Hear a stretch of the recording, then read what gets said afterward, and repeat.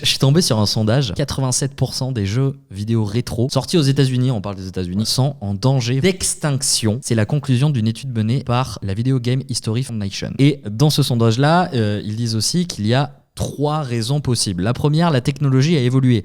Donc les consoles et l'architecture des jeux vidéo rétro est complexe et unique. On le voit par exemple avec la PlayStation 5. La console peut lire des jeux de PlayStation 4, mais pas de PlayStation 3. La deuxième réponse à ça, c'est que produire un jeu en format physique prend du temps et coûte énormément d'argent. La seule solution viable pour eux, c'est de digitaliser tous les jeux. Et la dernière réponse à ce sondage, c'est que certains jeux rétro étaient édités par des entreprises qui aujourd'hui ont disparu et qui n'ont pas été rachetées. J'aurais mis un point numéro 4 où on se rend compte que le support en lui-même n'est pas éternel. Donc le CD, il s'altère, la cartouche, tout, et effectivement, il y a un moment où ça va perdre le jeu si on ne fait pas de copie numérique. Et c'est inquiétant, effectivement, parce que nous, on a des jeux quand même qu'on essaye de préserver, chacun de notre côté, dans notre collection, et on se dit qu'on fait notre part finalement de la préservation du patrimoine, et en fait même au-delà de ça, le jeu il se dégrade tout seul. Parce que ça reste de l'électronique et à l'intérieur effectivement, un jeu qui a 30 ans, pourtant tu te dis c'est pas si vieux que ça, mais t'as plus aujourd'hui de quoi le réparer facilement, quoi.